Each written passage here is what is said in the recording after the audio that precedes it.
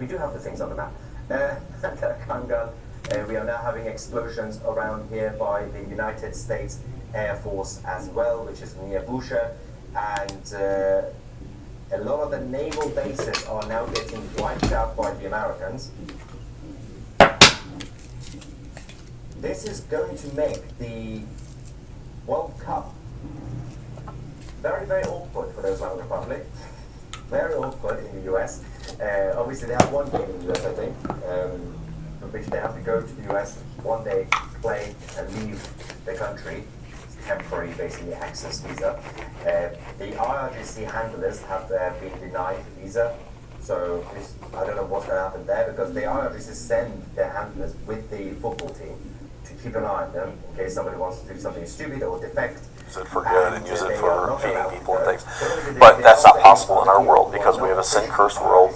We have the human heart is wicked, and you have the one that's inspiring that, the one that gave the first lie. Did God really say? Is God holding back on you? When Eve was deceived, Adam ate willfully, and here we are. But greater is he that is in you than he that is in the world. I believe he that is in the world is referring to the devil. He was given the authority on this earth, but God has taken it back, and he's the usurper. God is the landlord, and he's going to kick the devil out, but not yet. But when? Hopefully soon. Yeah, and whatever comes on the way to that is somewhat unknown. I want to pivot a second. You and I connect a lot over archaeology. You film a ton of archaeology in Israel. Just did today. I'm a little dusty. And that's the cool thing about archaeology. It's a good day. You're out there in the beautiful sun and dust. If you get to be outside, sweat, and enjoy the day, I think it was a good day. But to focus on this, what is it that you find in archaeology in Israel? Like, why do you keep coming back to film it? You're not an archaeologist. You're a pastor. You're part of training along. No, I am an archaeologist. I dug for 2 days. Okay. So they gave Does that qualify you? No. Okay. No, and I asked a preeminent archaeologist, Eliot Mazar. No, not Eliot Mazar. Anyways, forgot her name, but like a really well-known archaeologist. I said, how did I do? Because she was there one of the days, and she's like, you could use some work. The one that did the Jesus boat, whoever preserved the Jesus boat is a Cohen. Anyways, so why do I care? Because what they're digging, what they're uncovering, is exactly what the Bible says. And you have people that are criticizing the Bible as people added to it, they took stuff out of it, it's not really inspired. But if the Bible is accurate archaeologically, then that's huge, right? Because then I can trust it with what it says about salvation and my life and how to be a dad and a husband. Like, it's important to me to know that the Bible is reliable. And that's why we like to come to Israel. Plus, it connects what I'm saying about the spiritual war against Israel.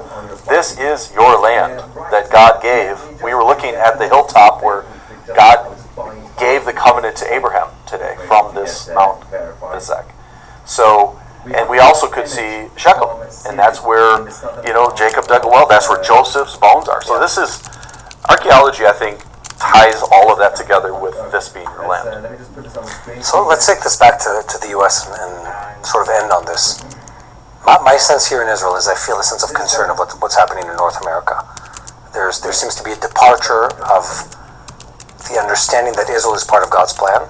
This isolationist mindset of we should do this alone. Why are we getting dragged into these other people's wars, whatever that means, and stuff like that? What do you tell people? Like, when I'm sure the question comes to you from younger people or otherwise that say, Jim, why?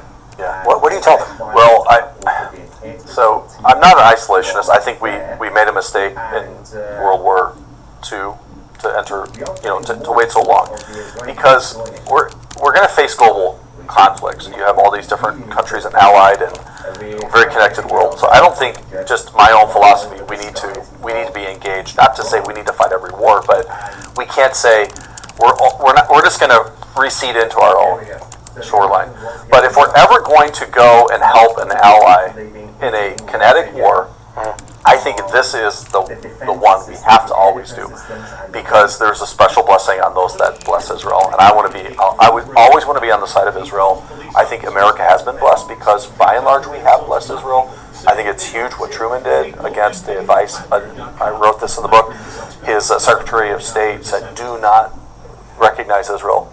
He did it anyways against all his cabinet's advice because he grew up in a church that believed that Israel is the Jews. It's that simple. Yeah. So to me, it's not that complicated. It's that simple.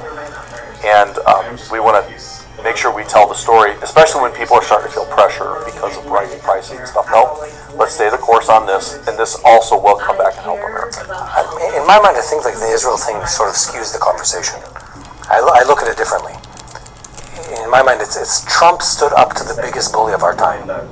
Yeah. And the Iranians have been saying for decades, we're going to spend every penny we have, and they have, tens of billions of dollars a year, in building an army that's a terrorist army, conventional Death army. to America. Yeah, and they say it clearly. So in case it's unclear, we're going to say this in every language that anyone speaks. We'll chant it in Arabic, we'll do it in English, we'll have a Twitter account in your language, and it will say, first we're killing the Jews, then we're coming for America. Yeah, but that's the regime. And I think that's different than the people. I agree. And you know there's great revival in Iran. And we have people in our church that are Iranian, and they're like, we love Israel. Yeah, You know? that gives me hope. Yeah. I look at it from the perspective of the United States. Look, the U.S. has, forget Israel even for a second, has a stake in maintaining a specific type of relationship with countries throughout the Middle East, including the Gulf states. And in that, you're creating both an axis against Iran, but also against other enemies of the United States. And Iran essentially put the challenge in front of the U.S. And said, you know what we're doing. We're building a nuke. You know we're building the ballistic missiles that can bomb cities around Europe. And if you give us enough time, we're going to bomb your cities too. We're going to keep saying this for decades and show you that we're building it. Well, a couple of the missiles just went, right? Yeah.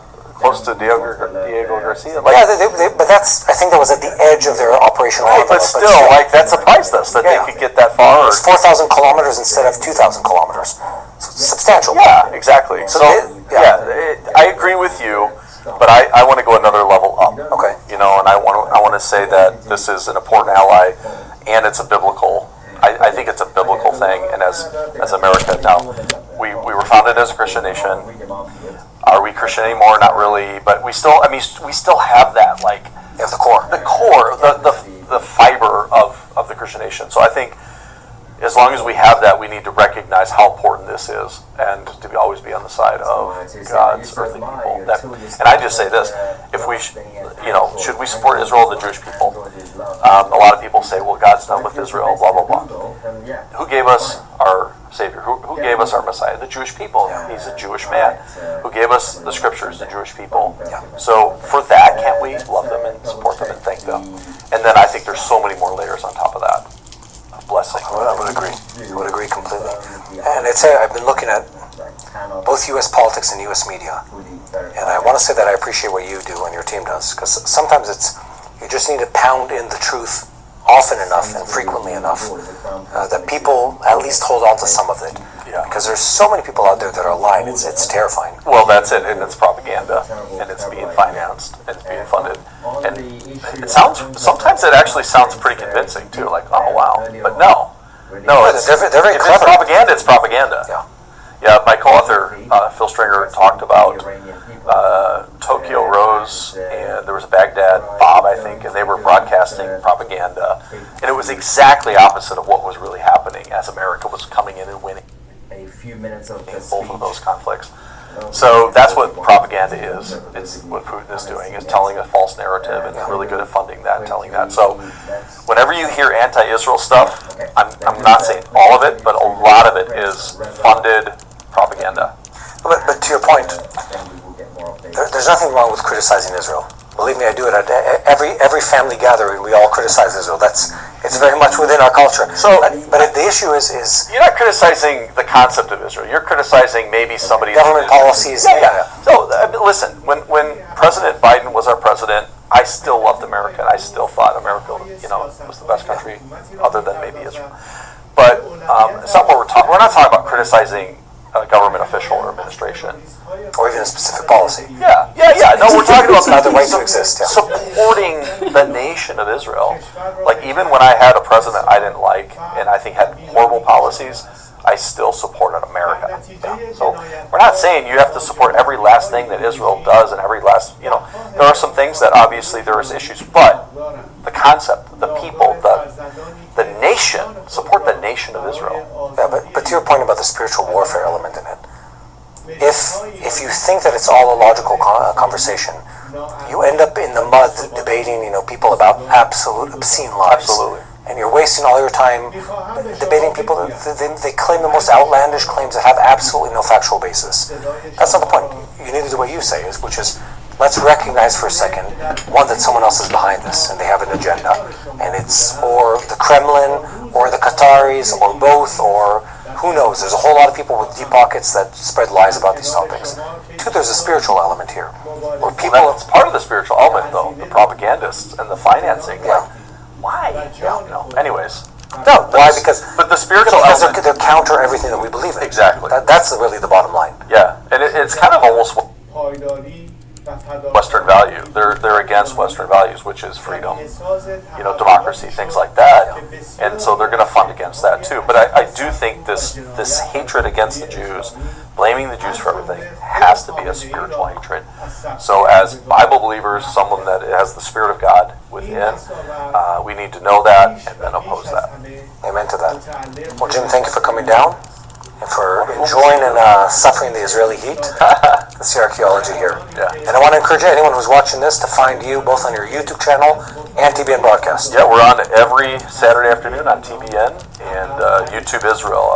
We have an Grace Israel channel. Tons of stuff from Israel. Not just archaeology, but Bible prophecy and stuff like that. Okay.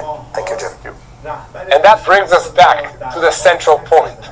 This war is not only a battle over radars, helicopters, or nuclear facilities. This war is a war about the moral understanding. Does the world see Israel as a country defending itself against an axis of terror, or as a problem that needs to be restrained? Does America see Iran as a global threat, or as another crisis that can be postponed to the next agreement? And will the countries of the region choose sovereignty or continue allowing the Revolutionary Guards to run their lives from afar? Iran is trying to turn the escalation into an ultimatum, but every ultimatum it sees and issues exposes another layer of weakness. And the question now is whether Trump, Israel, and the countries of the region will use this moment to dismantle the Iranian equation or allow Tehran to buy time until the next round. So keep spreading the truth, share this content with as many people as possible. Pray for the situation. That's the most important thing that you can do. Help us share the truth by clicking the subscribe button, sharing this information with as many people as possible. And when you pray, make it personal. Pray for the people of Iran, pray for the people of Lebanon, pray for a solution that we won't need to send our troops to defend ourselves in Lebanon, in the Gaza Strip, and in other places. Keep praying for the peace of Jerusalem. Thank you for joining us for another report of Boots on the Ground. I'm Yair Pinto. With me as always is Mati Shoshani. Thank you to the team. Hit the subscribe, share this video, and we'll see you again tomorrow.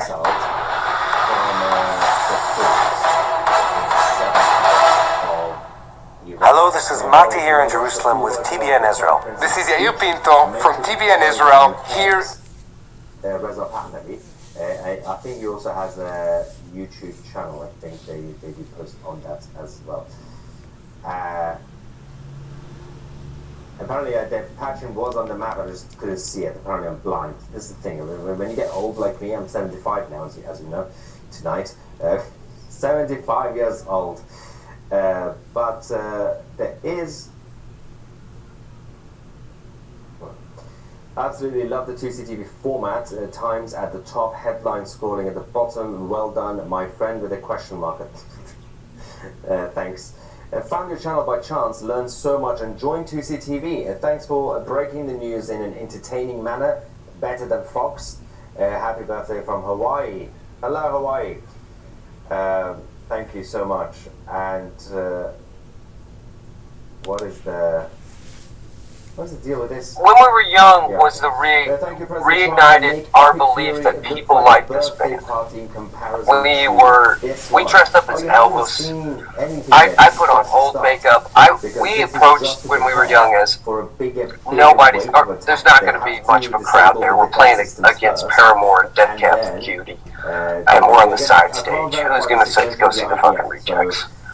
And to our incredibly humbling surprise, we had the crowd. They were singing, man. They were singing songs I'd never heard them sing. And I mean, even just thinking about it, I get kind of emotional because that meant so much to us at that moment.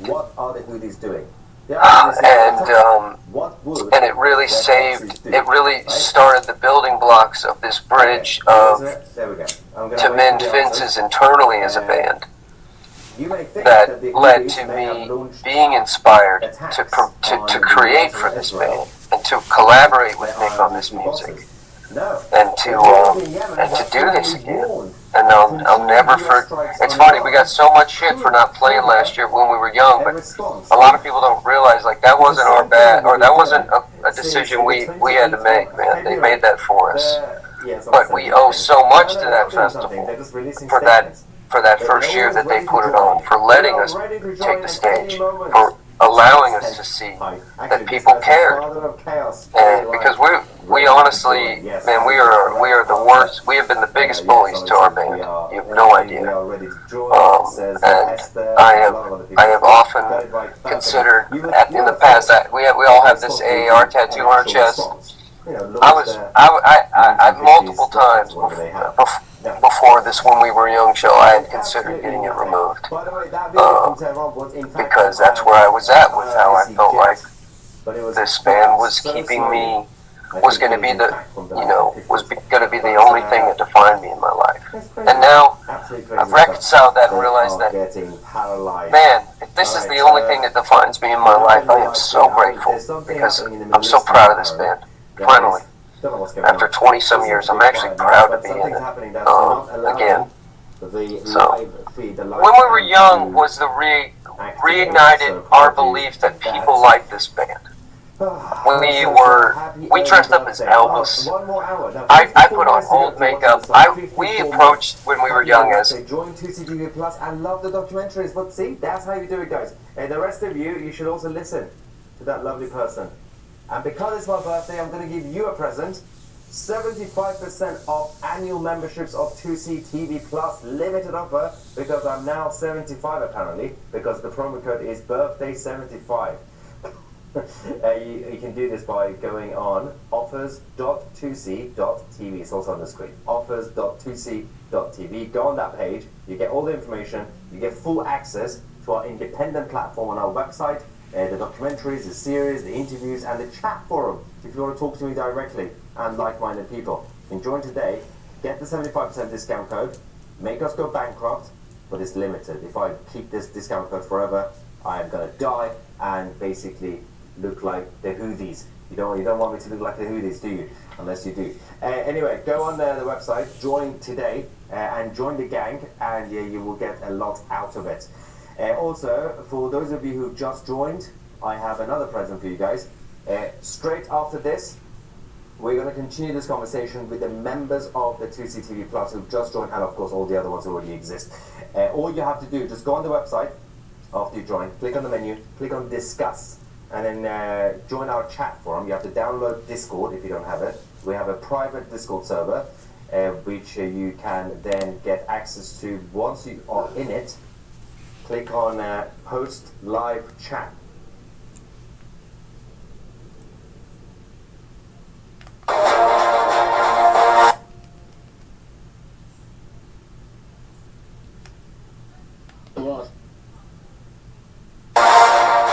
You are now watching Mainwire TV with your host, Tom Shattuck, featuring Mainwire Editor-in-Chief Steve Robinson and the indispensable John Featherston. Get your quote today. All right, it is the day, election day plus one. Is that what we call this? This is the Mainwire TV. I am Tom Shattuck of the Mainwire. John Featherston coming from the roads of Maine. Graham Pollard coming to us from Reykjavik, and Seamus Othot, who is also grinding away in the Mainwire newsroom. All right, I guess we'll start. Should we start? Did you know that there was a Senate primary vote yesterday? I didn't hear that. No. There was indeed. Susan Collins expectedly did well. It's not really a primary for her, really. But Graham Plattner ran away with the night. And if you listen to any of the coverage from Democrats all around the country, it was a landslide victory for him. The thing is that it 71%. It kind of wasn't a landslide, considering the alternative to vote for is not really alive politically anymore. 30% of the voters decided they don't want that sick, creepy guy to be their United States senator. Think about that. That's a big number. That's a big number. If Collins gets half of that, that's a 15% bump. She cruises to victory. She cruises to victory.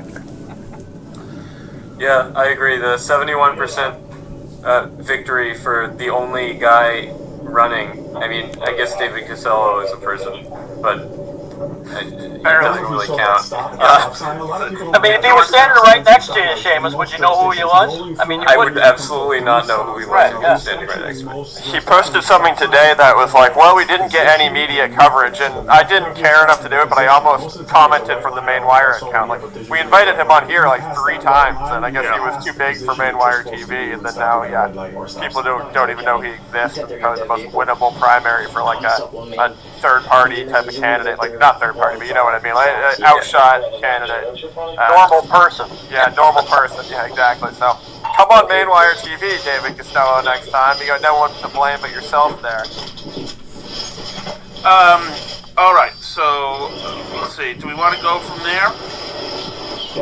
Well, I mean, Tom, seriously, I mean, we got to harp on that 70% number, I think, don't we? I mean, okay, then we'll take the deep dive into Plattner. I mean, what were the people thinking? I mean, I know there was early voting, and you have to do it, but, Janet Mills, reminding people she was back on the ballot. I mean, I don't think we'll ever know the exact number because, as we'll talk about later, you never know anything at the Secretary of State's office. But I mean, that's a pretty big number. If she hadn't reminded people she was on the ballot, maybe she would have got 10%, not 20% of the vote. So, I think that's a big story. The national media is going, Plattner cruised to victory. Well, anybody would have cruised to victory because you weren't running against anybody. So, I mean, I think they should be worried. I think they are worried. If you watch any of the national coverage, and we've got Plattner was on with Mika. I think this was this morning. Was this today? That was sad. Yeah, but she is concerned. A lot of these Democrats nationally are like, we got a problem with this guy. And also because the Republicans waited till exactly 8:36 p.m. last night. And the bomb started dropping, and some of the stuff is looking good, but man, let's play this Mika. Asked this question by Chris Hayes about the issue of is there more out there? They call him an LT, and it seems like they know him, so this is their lieutenant potentially. They definitely know each other, and this is making it uncomfortable. This is one of the officers making this little sign. He's turning away. I think he said in the very beginning, you gotta do what you gotta do. So this in for Maine voters in a general election, the question is, what is out there? What is not in your possession that you sent to others who may have in their possession? How many concerning pictures and or text messages are in the possession of other people that could be used against you? And I'd like to know if there are pictures concerning pictures. Yes, sir. I will just say that right near right down the street from his residence. Relationship has been blown, I would say. Aspiring police officers, this is video that I really want you to watch. Not only can this be one of your practical questions on your examination as a police officer, but you very well could deal with this You're a slime bag. early in the marriage, and remember, these circumstances, 3 years. it's not going to make you feel comfortable, but doing the right thing is the right thing to do. Think I about was that. single for the majority of my adult life. It's kind of a red flag, honestly. Yes. That's in the modern age. That's what happens. You date people. Can you pause this? Can you pause for a second? How do you like this straw man? As if we're attacking single life. Like, I'm just a guy who was single and I dated. I don't see the problem. You're going to attack my dating life, damn it? Then how dare you? I'm taking a stand right here for single life. It's very normal. Also goes on to say here that it's very normal. The way he uses the app is very normal. And Nika's about to burst into tears in this. Go ahead, man. How you doing? Frankly, that all happened long before I got married. And happened long before I decided to run for United States Senate. It's funny. There is nothing out there that is not like They call him LT, and it seems like they know him, so this is their lieutenant potentially. They definitely know each other, and this is making it uncomfortable. This is from the officers making this verbal sign, and he's turning away, and I think he said in the very beginning. Pause it again. Pause it again. Everyone, those idiots keep saying, "Oh, what else is coming?" Yeah, Graham, we're asking what else is coming because else keeps coming and has been since the day you started running. No, but we get a new one every day. Yeah. But back up. That he's openly talked about? He hasn't openly talked about the sexting. He sent Amy out there to do the openly talking. We don't know the ages of these girls. We don't know what the context of these sexting texts look. To say that he's openly discussed this, that's a bunch of bull.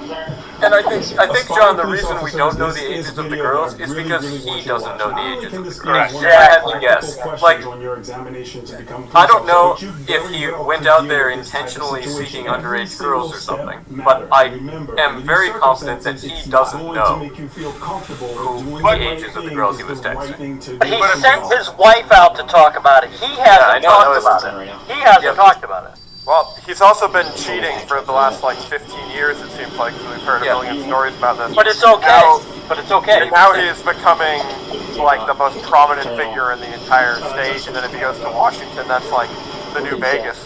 So, is there any record of past history that would make us think he wouldn't continue to cheat? I haven't seen that. We're talking about a year and a half ago, 2 years ago. Yeah. Now he doesn't even need to go in the dating apps. Now the girls are coming to him. 2 weeks ago. What are you talking about? Referencing the problem as a problem from early in our marriage, when you've been married for less than 3 years, is a crazy choice.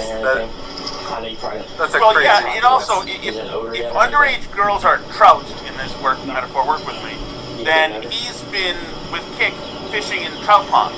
Has he not? Yeah, 100%. Yeah, 100%. Yeah, exactly. Yeah. Under these circumstances, Perfect, but only the great Tom Shattuck have to can be come up with made. that The one. officer that's speaking, Go ahead, so I'm imagining that he's arguing and making the calls to notify everyone, hey, this is the situation that we have, and making sure that everyone does everything in the correct manner. Because these can become very, very challenging, especially if you get pushed back from the drive. not in a good place. Every now and again, we will have a media outlet or politically motivated attack to try to drag it all out. But it's all very much within the exact same story that I've told this entire time. With Lieutenant Chu. Yeah, you're a scumbag. There's nothing out there that could be concerning. So I'm going to be like picking up, obviously. And this makes it a little bit weird. Just let me just put it. There's nothing out there that's actually concerning. People make everything seem very concerning. Because that's what people want. So he said we're not going to. No, stop it, Matt. Everything that is brought up is concerning. Is he trying to downplay anything that's been brought up to this point? It's not concerning? He's blaming us, John. Yeah, Why does he do that? Why didn't he go and add the addendum to the "there's nothing concerning coming out" to say, well, there's nothing concerning that's really concerning coming out? Why would he add that addendum on there? What is he doing? Well, he's trying to let us know that we're weird if we find it concerning. Yes. That's what it is. Go ahead, man. The thing about all of this is what I find to be kind of most curious. Is this is what everyone wants to make the campaign about. So we do not talk about the struggles of working mayors. We do not talk about the fact that I know someone in my hometown here who works 3 jobs and pays over 60% of her income in rent.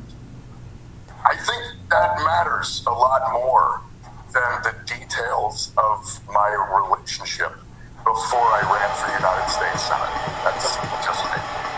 So he never actually explains his plan to like solve those problems. No. He just says it's a billionaires and corporations. Maybe they should but he'll move never to the inner articulate city an where actual it's plan. cheaper. He says let's make it about policy, and then he just attacks Susan Collins' character over and over again.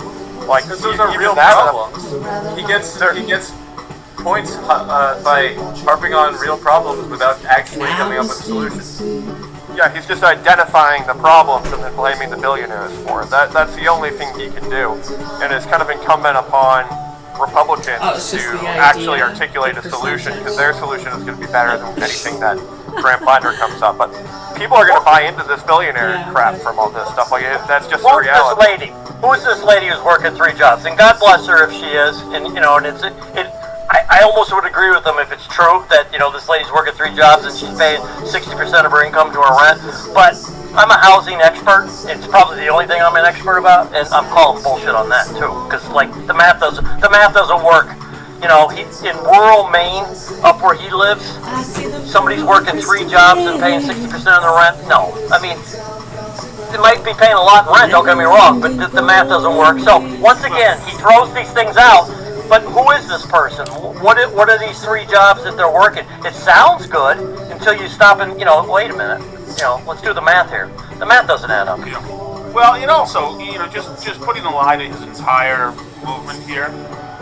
If he wants to help working Mainers, It he seems ran like for precisely the not wrong office. talking about that. He's United in States class earlier. United States Senator who's going to have that's- 0 prestige, 0 good committee placement Do they when call he it goes status, there. like a status He's going to have level? 0 impact on Mainers. He'll have some impact on federal Yeah, I legislation. mean, a lot of and, those jobs are like and hobbies. confirming Yeah. judges and some other things like that.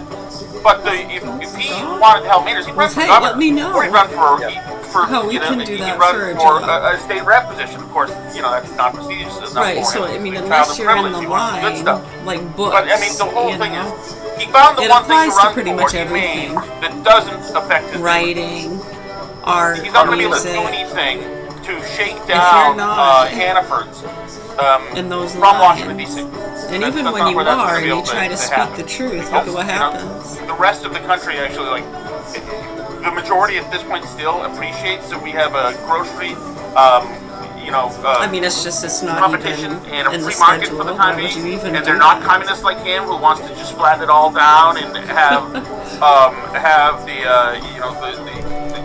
you know the socialist cytoplasm decide what prices are set as. It's like whatever. But Graham, if you could jump back to that, I don't know if it's the big finish I kind of like. I mean Matt, the big finish I kind of like. Talk about the nature of the sexting in terms of can you call for the release of Epstein files and call out those who have abused women and not be conflicted in any way? Yes, of course. I engaged in consensual romantic activities with adults at an earlier part in my life. That seems like a fairly normal thing most people do. Going to an island with millionaires. Okay, you can pause right there. Of course, all this normal thing he did was while he was married, by the way. Seems like a perfectly normal, consensual thing to do. Okay. You were married and holding a bunch of various types of affairs with a whole bunch of people enthusiastically. Probably in a porta potty while you were doing it. Yeah. Well, I got to say, guys, I have a little bit of a different take than you all when it comes to the 70% that he got. I think it's actually a fairly strong vote for him. I really do. The over-under was 70, so he overperformed the over-under by about 2 points. He got a higher percentage than Sarah Gideon did, and he also got way more votes if you look at the turnout than Sarah Gideon did, or way more votes than all the Republican gubernatorial candidates combined by a significant portion. I think he got like 150,000 votes, Graham Flatter did. So that's, despite all the controversy, he had 150,000 people coming out for him on a primary with no real opponent. Like, I think that's pretty impressive, and that shouldn't be discounted by people. Well, if we got to look at how those votes came in, though, Graham. Did 80,000 of those come in absentee ballots or early voting? Yeah, it's certainly possible. There was a lot more early voting on the Democrat side than the Republican side, but it's rather unequivocal that there's more momentum and enthusiasm around the Democrat primary than the Republican primary if you just look at the numbers. Now, to be clear, I don't trust that Chanabellos isn't fluffing the numbers, and I know that the Democrats have this massive get-out-the-vote campaign, so it's to be expected to a certain point. But I don't really view the election as a condemnation on Kleiner. I kind of view it as an on-par performance to what people expected. If anything, leaning to be a slight better performance than I expected. I agree with you. I think that the movement is real. Now, it is absurd, obviously. It's not based on, any kind of ideology that makes any sense whatsoever. But emotionally, well, that's if you're just it too, is that brings out that discussion or with you're a like, Democrat, and your feelings have been so utterly hurt, you can't believe.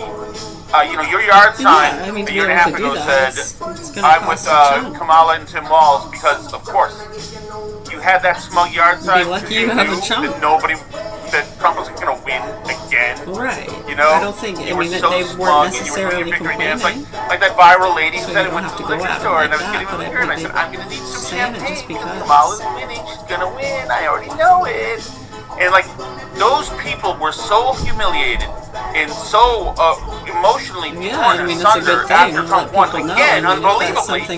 After everything that they convinced themselves, that Ethan Stewart had done, between raping Carol 50 times and all the court stuff that happened in January, worse than 9/11 attack that Trump did, all the other things. I think they were so hurt, and they're so angry. They're so angry right now that there's part of them, and I kind of I can appreciate this too because like at my worst base, selfish moments, I think this way sometimes too in a different way. But they're thinking to themselves, who's winning right now in Maine would upset my effing neighbor, the stupid neighbor who fly fishes, who voted for Trump, who's got the Ford F-150, who when it's wintertime is outside with a fire pit, drinking with his buddies, and getting and hollering. Those Trump people, how do I F them the most? And if I get Plattner in there, that'll piss them off to no end, and screw them. I'm going to show them, and I don't care. Yeah, just show me. Okay, so he raped somebody, I don't care. I'm going to love him anyway, Daddy. You can't make me not love him. Daddy, it doesn't matter.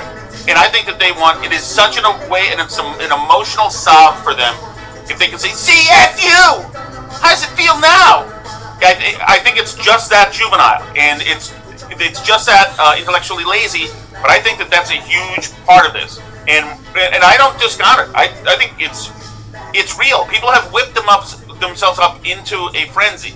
It's not a normal time when Democratic voters with pussy hats are driving around blowing whistles at law enforcement. Like 10 years ago, you look at that and say, that's not America. That doesn't happen here.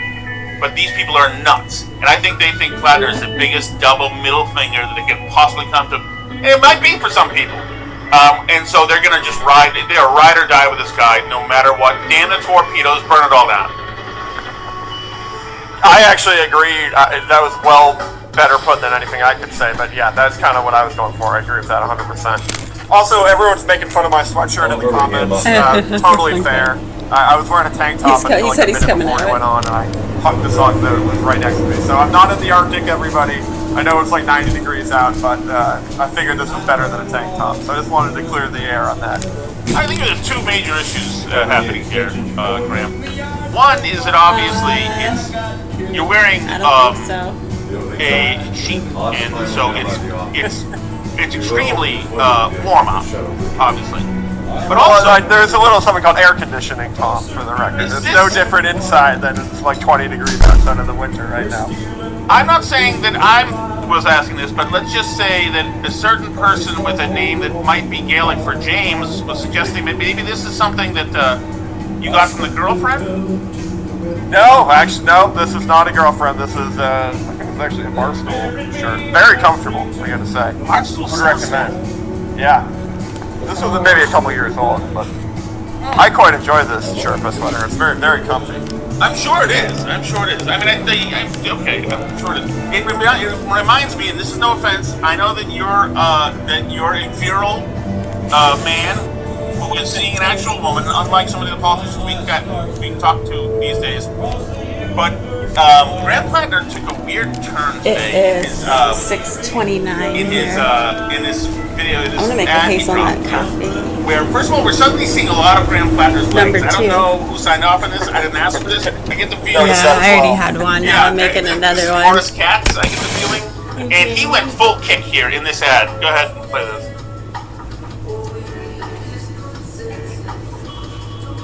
Day after the primary, we won last night. Resounding win from the voters of Maine, who very much want to see a change in our politics. But this morning, I'm doing very important things, which is riding on the bike bus in Bar Harbor, where the community gets together and helps ride with all of the kids who want to ride their bikes to school. So it's safe and fun, and honestly, it's exactly the thing that we need a lot more of in this country, which is people coming together and realizing that their neighbors are good people, and everybody really just wants to help each other out.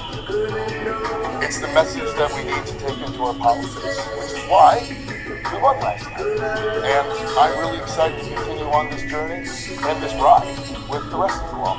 Thanks. So why am I seeing lime green shorts and like pasty white leg? Like, what is this? What is this? Holy smoke. I did look up the bike. I think it was about $700 for that bike. Just want to throw that one out there. Not crazy. Why does Graham Plattner think that it would be good optics to show him being the one protecting school children on their way to school? Is he like trying to counter the petition to ban him from school property? I'm confused that this is happening in Bar Harbor at all, because I mean I know things are pretty bad out there, but I would imagine that Bar Harbor would still be a safe place for kids to ride their bikes to school without Graham Plattner there watching their every move. Yeah, that's a good point. They're trying to normalize how unsafe it is. I was looking at that from the video editor's angle, where it was so stabilized that they're trying to make it seem like he's just out there riding the bikes, but that must have been a full production with a tracking car or some type of tracking vehicle, because they had a drone out there, and then maybe that's what it is. Taking photos. Well, the drone was not filming him because drones can't pick up audio, so I think they had a tracking car, but then they also cut to a drone for a second shot, so I don't know, that was a pretty intense production just for a nice little bike ride video. We didn't even see him on the bike ride. He turned around in that parking lot, so he could have, for all we know, not even done it. But, like, why am I, there was a guy, so if there was a tracking car, we'd hear the car, wouldn't we? Even though it was his mic, but still, wouldn't you hear a car? No, because if it's a real fancy production, they'll have the boom guy like hanging out in the back of the car, and they'll have the thing dangling over out of the shot, so it'll be way away from the car, and it'll be very noise canceling. I'm assuming they just had like a gimbal, and then they did something with the audio, or it was a hidden lapel mic or something, but they figured something out. More of the story is that wasn't just a dude, a Main Wire video with Featherston banging down the Secretary of State's door and someone with a cell phone. That was like a $5,000, $7,000 video they put together this morning, so just think it's worth noting that. They are filling the zone with content. I think that's part of it, is like, he's going to be like Frankie following Portnoy around, where he gets everything. Yeah. Like, which they're is going smart, which I would do. If I was running a campaign, that's what I would tell people to do, very similar things to that. And meanwhile, Susan Collins didn't post a single thing about the primary yesterday, even though she won it, so I mean, there's a difference in strategy. I actually looked to double check that, because I didn't look at it this morning, but yesterday at like 8 o'clock I had to post it. It's also insane that he's the one, he's trying to, with this video, portray himself as like, I'm the guy who's going to help like protect your kids, your small town kids, he's the party who enables the shootings in Lewiston, you know? Like, he's not going to do anything to help protect your children. He's going to pass policies that put them in more danger. Well, yeah, and I understand that. Like, I do think that it's a good. It's weird. I don't know how to say it. It's like it's a throwaway pitch, kind of, because it's not on message with anything that he's saying. He's saying talk to your neighbor. I mean, yeah, I guess so. Although, is that the problem? Really? Like, that is like Susan Collins talks to her. I mean, I don't know if maybe she doesn't talk to her. Maybe that's what it is. He's ultra local, and she's out in Washington D.C. Taking APAC money with her Jewish friends. That's what it is. But he's down here with the people riding his bike in his mint shorts. That's. It is such a effeminate look for him, though. Suddenly, I've only seen him do the tough guy stuff, the boat stuff, hold the coffee or a beer. Now he's like wisping around with his little shorts on. And here's another thing, and I know this is generational, but when I see a grown man on a slow pedaling bike with a helmet, I just think, you pussy. I know it's probably the law, but I can't get over it. Like, this was not a thing that ever happened in the 80s, where if I had worn a helmet with my friends in the 80s, they would have stoned me to death on the side of the road. It was like, you just never would have. So, can we get into some of the governor races, Tom? Because there's some fairly interesting things going on there, especially on the Democrat side. Yeah. Before we jump to that, I just want to hit one more thing. The Republican Senate Committee has put out an ad. It's about a 30 or so. Matt, it's up there. It's Susan Collins versus Graham Plattner. This one is for olds like me because it's all 80s video game noises. Susan Collins spent time as a kid picking potatoes in Maine.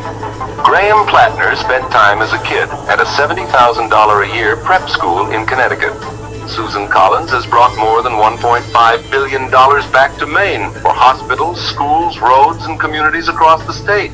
Graham Plattner runs a hobby oyster farm whose only customer is his mother's restaurant. Graham, say hi to your mother for me, okay? Susan Collins doesn't have a Nazi tattoo, and she doesn't have an account on a notorious predator's Paradise app. Graham Plattner did for years, and this was his profile picture. Oh gosh, please, get that off the screen. Anyway, Susan Collins, a senator we can be proud of. I like it on some level, but I'm confused by why they made it that style, I guess. I think it's for me and John, I think. Yep. And maybe, what's that terrible show that you guys like, the horror show that has Running Uphill in it? Oh, Stranger Things? Yeah, and maybe for Stranger Things. I kind of think that's what they were going for, because that retro stuff is hot right now. I think it was more of an internet meme than anything. It's fine ad. It's inspired by that. Okay, now we can get to the governor's race. It's really, I guess this is going to be a referendum, Graham, I'll throw to you here, on ranked choice voting as we go, maybe we can wait towards November. Good day for Narav, good day for Troy. Bad day for Troy, I think. Go ahead. I think. I don't know, I mean, it could go any way with ranked choice voting, you never know, but the real takeaway seems to be Hannah Pingree coming out of nowhere, and I think she's a significant favorite to win it right now, which I think would be a good thing for the Conservatives. I don't think she's a particularly charismatic or appealing leader. But Nirav Shah is leading the first place votes. I don't think she came out of nowhere, Graham. I mean, she's all over the TV here. She got endorsed by Mills. I mean, she's been, I wouldn't say out of nowhere. Yeah. If you look at the prediction market charts, which is kind of where I'm basing it off of, before yesterday, she was way down in like third or fourth. Now she's screaming in first at like 67%. And actually, Shannabella is up in second or third right now.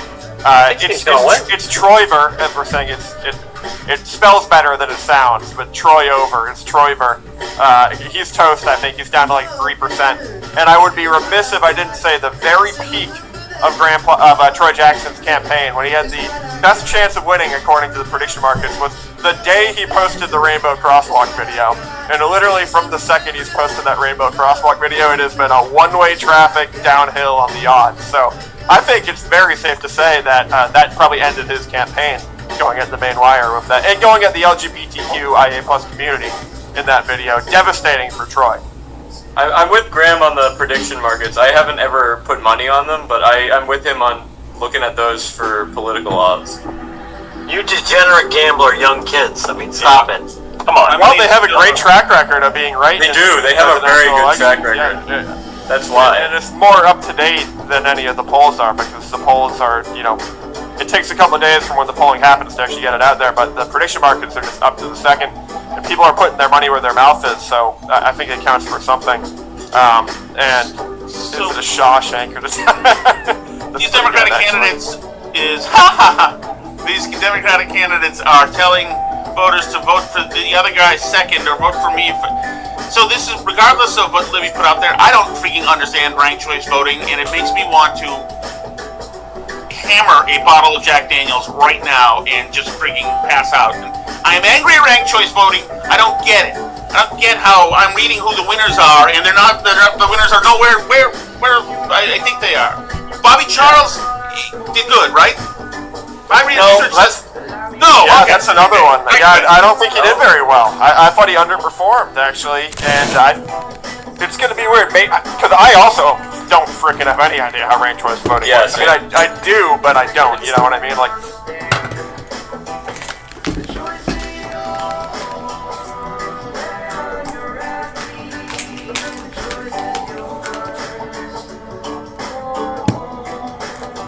Yeah, that's the idea.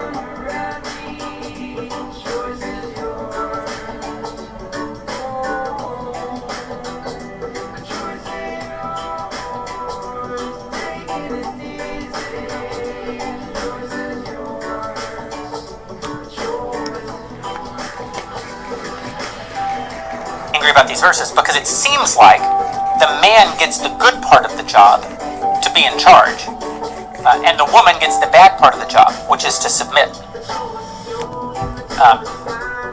and to worship. I'm supposed to worship some man. Well, you are. I don't want to break this to you, but the metaphor is just a metaphor. It's a metaphor for your relationship with Christ, who is a man, and you are supposed to worship him. So yes, you are supposed to worship some man. I hate to break that to you. If you object to the idea of worshiping some man, then this whole metaphor is not going to work for you.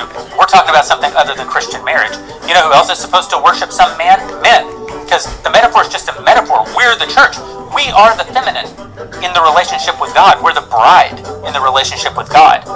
We learn how to be, a man learns how to be a good member of the church by seeing his wife, in part by seeing his wife model being a good wife to him. And a wife learns to submit to Christ in a way by seeing her husband model good headship to her. Imperfect, in the same way that God calls himself a father, but your father wasn't always great. God calls himself a husband, but your husband isn't always great. And yet, that is the context that God gives us for having to even being able to begin to understand him, because we can't understand God in any absolute, total sense. So these are things, graces that God has given us to understand him at all. So women are sometimes offended by this. I have to submit, he gets to lead. But as I often say, this is like Jeremy 101 Jeremy philosophy here. Husbands don't want to lead. Husbands don't want to be in charge. You know, there's no term in the English language for woman cave. There's only man cave. Men want to be left alone. Men don't want responsibility. Men want to unplug, turn off, hide away, turn on a video game, not have responsibility. Women want responsibility. They want to be in charge. They're probably in some ways more naturally have a more natural aptitude toward leadership. That's why they have all those colored highlighters and all those colored note tabs that they put on everything, and they organize everything, and they want to lead the family. And what God is saying in the metaphor, what's that? I think it's more about control than leadership. They want control. Yeah. And what God is saying, you both have to give up something that's fundamental to your nature and step into a thing that isn't what you were naturally made for, but is a thing that you have supernaturally submitted to. Men, you don't get to just be responsible for yourself. You have to do the thing that's antithetical to your fleshly nature and become responsible for something. And the thing you're going to become responsible for doesn't always deserve it. It doesn't deserve the sacrifices that you make on its behalf.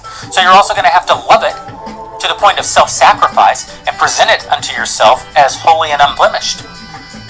And wives, you're going to have to trust your husbands, which is ultimately what submission means. It means trust. You're going to have to trust your husband, not because he's trustworthy. In fact, the mystery of marriage is that you don't trust your husband because he's trustworthy. Your husband becomes trustworthy in reaction to your trust. And you don't love your wife because she's lovable. Your wife becomes lovable in reaction to your love. You still only have power over yourself if you have power over yourself. Even that is a grace of submission to God. Because the things we don't want to do, we do. And so, in that way, we come to understand that by being a good husband, you give your wife the opportunity to be a good wife. And by being a good wife, you give your husband an opportunity to be a good husband. You are not, if you say, I'll become a good wife when my husband's a good husband, you'll never have a good husband. And if you say the same thing, I'll be a good husband when I have a good wife, you'll never have a good wife. And when people see a good marriage, when people see, I'll pick on John and Sarah have an admirable marriage and an admirable relationship with their children. And when people see that modeled in the world, they will often say things like, John, I know you've heard this 100 times, which is, man, you just got lucky because you married Sarah. And it's like, what a cop-out. Yeah. What a cop-out, because Sarah sucks like everybody sucks, and John sucks like everybody sucks. And the reason that Sarah is a very good wife, and John is a very good husband, not because they got lucky and married a good husband and married a good wife, but because they have both approached marriage trying to honor God by seeing their marriage as a mission and approaching with excellence and humility the task that's been given to them. John leads even when he doesn't want to. Sarah submits even when she entrusts, even when she doesn't want to. And the result is that John becomes more trustworthy and Sarah becomes more lovable. And then from the outside, it looks like they both just got lucky. And this just worked. And if you wouldn't be able to handle my wife. If you knew how bad my wife is, it's like, no. Yes, I got a good wife. Jeremy Boring got a great wife. What's great about my wife is that she trusts me when I'm untrustworthy. And whatever I bring to our marriage is that I love her when she's unlovable. And somehow in the mystery of marriage, those two things become a lovable wife and a trustworthy husband. And so, in premarital counseling, I would always say to the wife, to the bride, she's not a wife yet, I would always say, and this is a very LA-centric answer, but I would always say, now imagine, we were in the San Fernando Valley, we were in Sherman Oaks, Studio City. I would say, imagine that you need to get over the hill to go to El Compadre. And you want to take the 101, get off at Highland, zip over to Sunset, hook a right, and go to El Compadre. But your husband wants to go over the canyon, hook a left. Which way is right? And the wife would always say, so funny you bring this up. Men always want to take the canyon. They always say the canyon's going to be faster, and it's like 1 in 5 times it actually is. But the other 4 out of 5 times the freeway just is faster, so we should take the freeway. And I said, well, you failed the test. The answer is the husband sets the direction of the family. And it doesn't matter how fast you get to El Compadre. It doesn't matter if you're right. You're 10 minutes later getting to El Compadre, so what? You're 10 minutes faster getting to El Compadre, so what? The question of marriage isn't how fast you get to El Compadre. Efficiency isn't the fundamental requirement of marriage. The fundamental requirement of marriage is that husband's husband, and wife's wife. Does that mean you don't tell your husband, hey, literally 4 out of 5 times studies prove that the freeway is faster? No, you should definitely tell him that. And a good husband should definitely listen to his wife, heed her counsel. Men and women attain through the process of living a lot of good information that the other one doesn't have, obviously, but also a lot of hard-earned wisdom that the other one doesn't have. My wife imparts wisdom to me all the time that I wouldn't have had without her. Sometimes I'm gracious and receive that wisdom unearned. Other other times I'm an asshole and I don't receive it and I have to go learn it the hard way for myself. I'm not saying that I'm perfect at this by any stretch of the imagination. What I'm saying is that at the end of the day, the question of what matters in a marriage is who sets the direction. The husband sets the direction, even if he's wrong. I might go a step further and say, especially if he's wrong, because that's when it costs you something. I had a friend, I won't name her because I love her. I love her to this day, she's wonderful.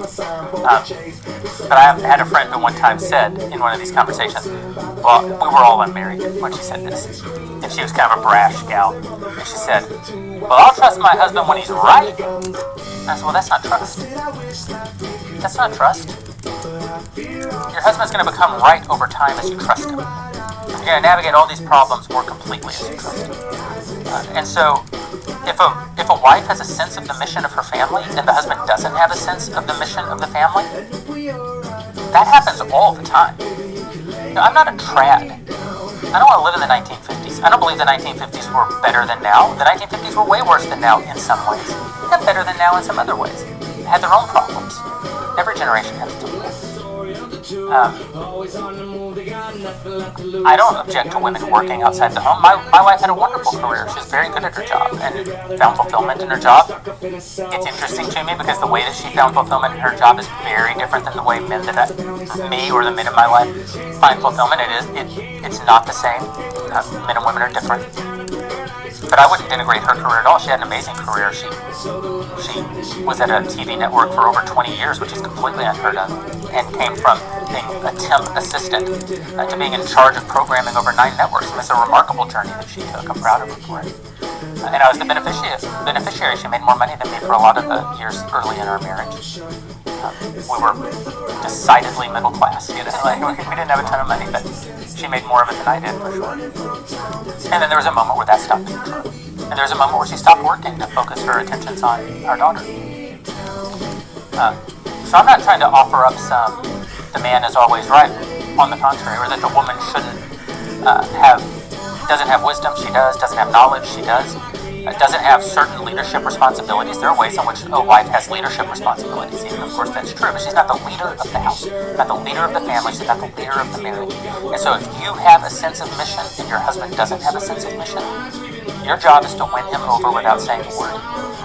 Your job is to, through your trust in him, through your role as his helpmate, through your role as his wife, which is a true role, to winning. And sometimes that means telling him he's wrong. I'm not saying that a wife shouldn't tell her husband when he's wrong. Sometimes your husband's wrong. Sometimes it's even an extraordinary circumstance, and the husband needs to be rebuked by the wife, although that's a fairly extraordinary circumstance. That's an extraordinary circumstance. But quite often he needs to be offered kinds of correction from his wife. They're different than the kinds of correction he would get from a buddy, or from a boss, or from a coach, or from a colonel. They have to be handled in the way that they can come from a wife. And part of the wisdom of becoming a good wife is learning how to expose your husband to that in a way that still honors his headship over the family. You should help him to see, sometimes a wife can see her husband's mission when he can't, because our eyes look out. Sometimes I can't see what's true about me. I mean, it's a silly example, but you guys knew that I would do a fine job on the Jordan Peterson podcast, and I didn't. I was very insecure about it. And you helped me to find security to go do that. Sometimes a wife has to help her husband find that in a way that still honors his headship, in a way that still shows trust to him. And nothing will make a man stand up straight, gather his strength, and say to himself, okay, don't F it up. Like a woman saying, okay, I trust you. Like those words, like that will make you want to be a trustworthy man to your point. And there's also a vision and a mission that is outside of you, right? There is one that already exists. So it's not like every woman and man needs to go find their vision and their mission for their marriage. It's what you've been talking about this entire time, which is a marriage is a picture of Christ in the church. Right? So are you a good picture or are you a bad picture? Like that's the opportunity that you have in the marriage, is to image forth that relationship and how you handle it. So fundamentally the point is that's the woman's role in that relationship and how she images forth that. That's declared right there. So if you think that your vision and mission is better than your husband's and that puts you in this role, well, you've already broken the thing that Christ said. was the vision and the mission for the marriage. So obey that first, like submit to that aspect, both of you, the husband and the wife, which is outside of you, it's ahead of you, it's above you, it's in eternity, and it's in Christ, and you find that. I heard this testimony at a church I went to probably a decade ago, and it was this husband and wife, and the husband had this incredible career. He was an executive at like Disney and all sorts of huge companies like that, successful financially and otherwise. And his wife, she was from like Oklahoma or something. She missed her family. And I don't remember if she vocalized it or if he just knew, but there was this tension in their relationship or their marriage where she just always missed her family and wished that she could live near them. But because of his job, he couldn't do that. And then at one point, he felt like the Lord told him, for a season, you actually need to follow where your wife wants to go. If she wants to go to Oklahoma, that's where you guys have got to go. And that was very difficult for him because it meant he'd have to leave his job and he wrestled with it, whatever. Long story short, he said, okay, Lord, we'll do this, and told her we're going to move to Oklahoma, and she's over the moon. She's so happy. She's the happiest she's ever been. They go to Oklahoma. They live there. He ends up meeting this guy there, and long story short, they start a company that they end up selling for $2 billion, and it's the most success he ever had in his career. Yeah, $2 billion. Yeah, it's right. Hard to top. Way better than his $1 billion. Yeah, right. Yeah, better than $1 billion. Yeah, but it just always struck me because obviously, they had a dynamic in their relationship where they were a Christian marriage and all that, and he felt the Lord call him to do this thing that was different than what he would have done. And well, this is an important point about headship too. Being the leader of your family, being the head of your household, being the head of the marriage, not only doesn't mean always getting what you want, it very rarely means getting what you want. And this is a thing that I think women who bristle at the idea of submitting to their husband are fundamentally misunderstanding. And it's a thing that young men, particularly in the sort of manosphere space that we see so prominent right now, misunderstand as well about the language of that verse. A man who lords over his wife is not modeling Christ-like headship. A man who demands that he get what he wants all the time is a tyrant. That's all that is. And he's going to have an unsuccessful marriage, he's going to have an unsuccessful life, and he's not good. He's bad. Christ is good, so in that way you're not modeling Christ in your marriage at all. What did Christ actually do in his role as head of the church? Well, he died. He literally died. Why? To present us unto himself as holy and unblemished. That's the cost. The cost of being the head of the family in a Christ-like way, which of course we fall woefully short of. The metaphor is only a metaphor. It's to love and sacrifice to the point of sacrificing even yourself. So, if you can't say, well, I'd be willing to die for my wife, but I'm never willing to let her have things the way she wants them to be. I'm never willing to prioritize her needs over my own needs. I'm never willing to prioritize even her wants over my own wants. Well, first of all, then you're lying to yourself about the fact that you're willing to die for your wife. You're not willing to live for your wife. You're not willing to live for your family. And so, part of what, to a young man, if a young man were asking this question, I would say part of the challenge of being a husband and learning to be a husband is learning when is it appropriate to get what I want. The answer is actually kind of rarely. When's it appropriate to give my wife what she wants? The answer to that is also kind of rarely. The fundamental question is, what is right?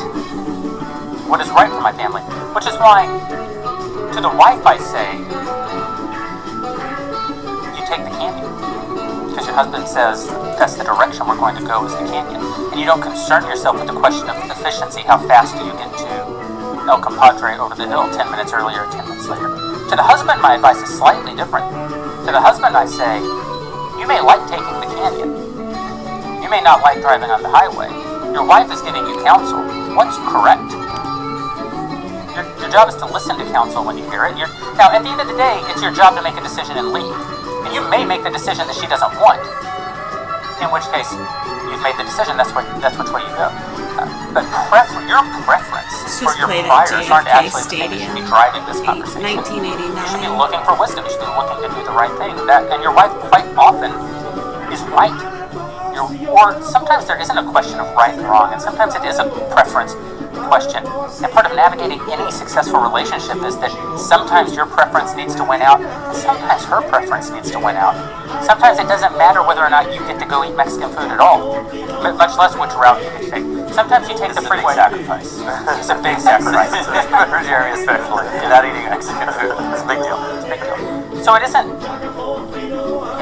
It's about leading your family in what is right, which is very rarely about what you want. I mean, at most points where a decision has to be made between your wife's point of view and your point of view, the answer is actually kind of neither.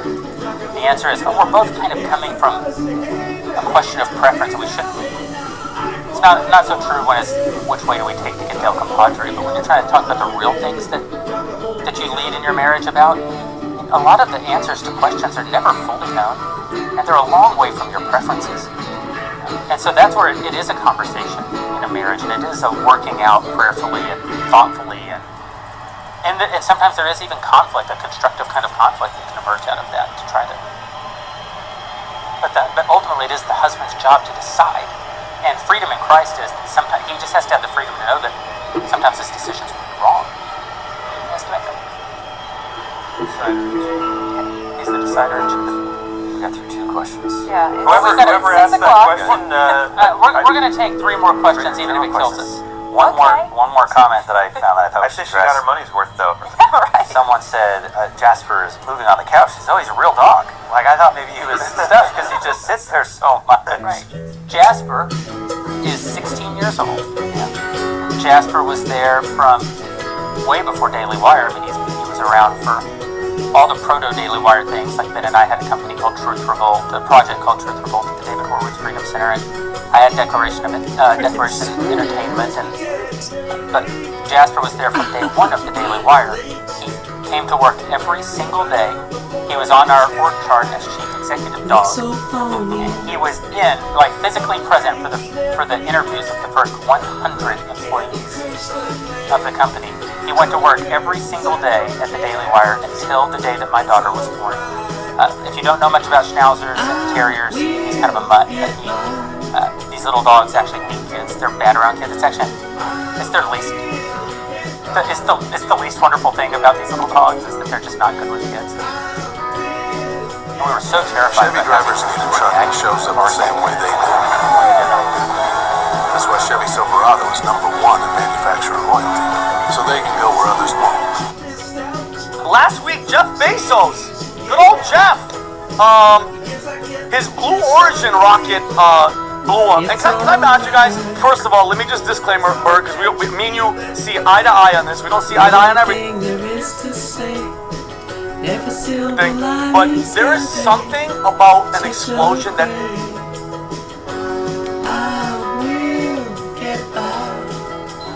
it's beautiful. Like I sit there and I watch it, I'm like, oh my god. Be honest with me, how many times did you watch the explosion? I know they probably, be honest, how many times? At least 20? 20 times. I watched it 50 times. I couldn't sleep last week, and I'm laying there in bed, no joke, laying there, I'm just like, man, like just to have been kind of in the vicinity to hear it, and just the shock wave, brother, like, I love it. And I don't know if you guys, you're showing it, Berto, show this video, like, go back, look at this, guys, wow, that looks like, it looks fake, and again, nobody got hurt, God bless everybody, thank God, no injuries, no death, wowzers, wow, nowadays, you want to see something like that, you gotta be in Iraq, Fallujah, you're gonna be somewhere in the Middle East, you're gonna be in Iran, you're gonna be somewhere, like, this is, like, these guys got lucky. And did you guys see the video? Some people had no idea what was going on. Did you see that? Yeah. Can you imagine? You're drinking at a bar, and you're at a restaurant, you're just at some outside, you got a margarita, your girl's drunk. Mocha. Yeah, you're chilling, and this happens. Can you play that video, Bert? I got a couple of them. There's like 2 of them. I sent you one where the guy's cussing. Don't put the audio. But, like, bro, imagine that, guys. You're chilling. Dude, maybe you're a veteran. Maybe you have PTSD. And you see that. It's a wrap. Oh, my God, bro. Like, it's the end of, like, until somebody's like, bro, it's it's Jeff Bezos. He's messing around. He's goofing around over there. Again. Rich people problems, bro. I want to show them the one, the fireworks. The only time you're going to see it is when a firework, this is Where is this, Bert? It's Lebanon, right? No, in Malta. Where's Malta? In Malta. This is Lourdes Fireworks Factory filmed in Salina, Malta. You put, and the volume will be up, right? Look at this, guys. Imagine you're chilling, you're driving, you're going to work, and dude, oh, look at that, bro. Oh, so it's beautiful. It's like art. It's a firework explosion. There's another one. There's another one of these that I sent you. Yeah, go ahead. Look at that. Oh, look at, dude. Look at that. Wow. That's a freaking, come on, man. Like, they should have one of those every year. Like, whenever everybody's depressed, everybody's sad, just have a big explosion. I remember there was one, I think San Diego, Bert. San Diego had a fireworks show that all the fireworks went off at the same exact time. Do you remember that? Try to look that up. Guys, it's human nature. It's an explosion. Again, nobody's dying, okay? But, oh yeah, this is it. This is a fireworks show in San Diego. Look at that. The hell was sitting there for 20 minutes. That's what I want. You know what? Look at that, bro. Look at how happy. People are confused, but they're happy at the same time. Look at white people are like, yay! Yay, Sarah! It's like the sex life, short and sweet. Yeah, cool, dude. I'll get it out. Yeah, bro, get in the car and get the hell out of there. Get the hell out of there. You know what happened to the organizer? What? He got fired. But listen, with all due respect, back to the explosion of Blue Origin, to Jeff Bezos, stay in your lane. Jeff, just stay in your lane, brother. Or in this case, stay in your space. Did you see what I did there? Space, stay in your lane. Listen, just do the Amazon thing. Okay, stay. Buddy, kudos to you. You're better than the Crumble people. You're better than at Crumble. Speaking of staying in your space, we were at Walmart today.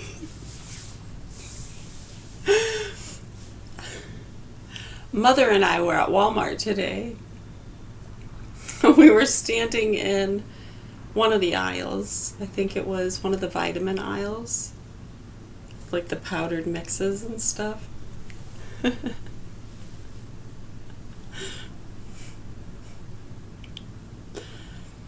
And we were standing in the aisle, and Mom and I were talking, and Mom was trying to explain how she just went over and looked in the other aisle. And when she said, I just went over and looked in the other aisle, she pointed with her hand and her finger up in the air.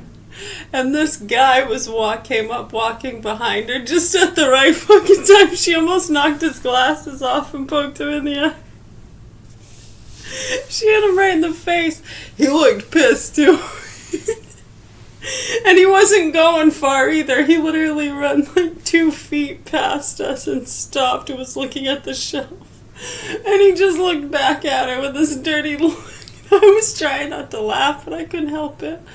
It's like, Mother, what's the matter with you?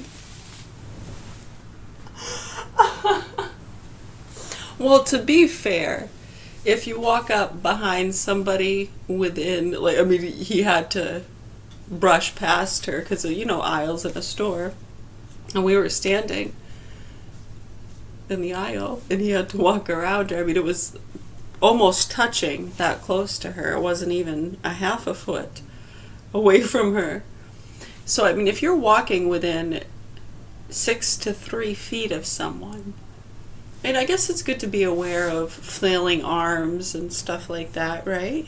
Right, but I mean, if they come up behind you and just walk past you really quick and you're mid-sentence, and I mean, they should be the ones, if you're walking up behind somebody and they don't have eyes in the back of their head, even though they say they do. I know, they told you, oh, I thought you had eyes in the back of your head. Yeah, we deal with those kind of fucking idiots all the time who use that as an excuse to commit fraud and do really horrible things. Oh, I thought ghosts were real. I thought. Yeah, these nasty fucking people around here. Not the guy in the store. I'm sorry. My mind, considering the situation we have going on here. Yeah, those children, hostages, pedos, children that have been fucked and tortured for years. Yeah, that thing.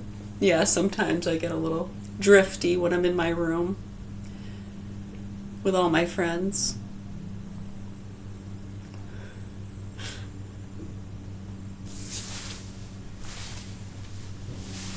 Can you say is utterly delicious?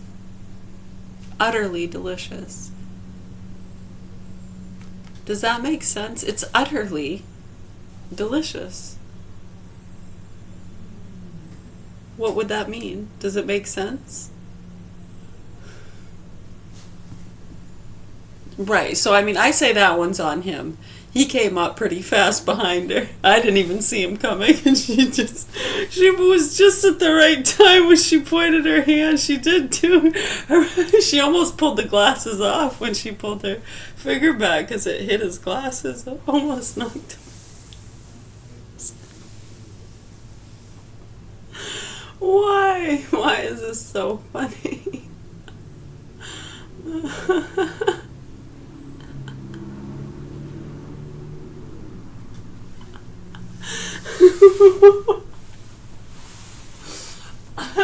I just so happened to be on my way to get tampons too.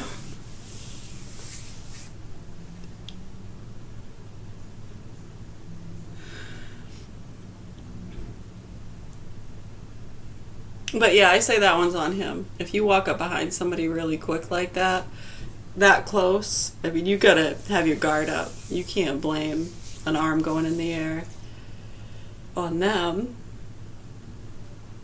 I mean, at least don't give them a dirty look and so it's their fault.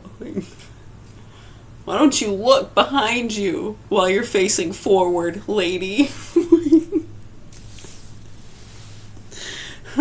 You don't have any of them rear view glasses yet? Dinosaur flip phone lady?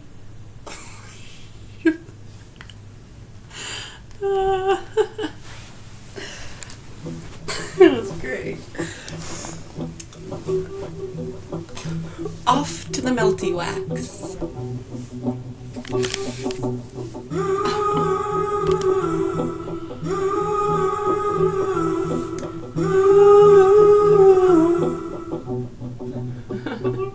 I got an open mind, like a golden child. You try to go for points, I try to go for style. I do my city pride, I try to keep it wild. Ichiban, wicked one, Okinawa loud. I drink Guinnesses and go to dinner with my nemesis. Have a couple laughs while they plot how to finish this. Interested on how to get up on a wizard list. Senseless, you sense I'm the sensei apprentices. I'm the salt up in the cut. Who you trying to play but us? Like a DJ turning stuff. Who you trying to fool? We all know that shit's unplugged, yeah.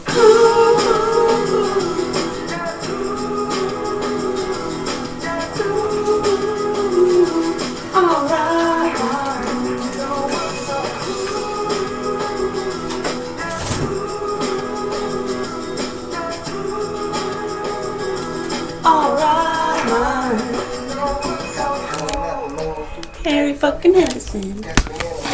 I ain't too cool for racking shit. Stoners on the loose. Call that shit a hippie flip. We just getting going. Yeah, this shit's just my style, I kid. I'm on a good one, real fucking good one. I'm feeling brand new. Yeah, I'm talking radar. You're talking about me, talking about the real one. I'm out with Jenny, tossing rocks up the building. Do you smell apples? Do you smell apples? What's that smell? What is that smell? Yeah, if you be quiet, I can smell better. Don't you know how this thing works? Shh! I'm trying to smell. Fucking green apples. It's green apples. No, hold on. It's not apples at all. Wait a second. It's green grapes. Motherfucker. That is it. I have had it. God rest your souls. May the Lord have mercy on your souls. Mwah.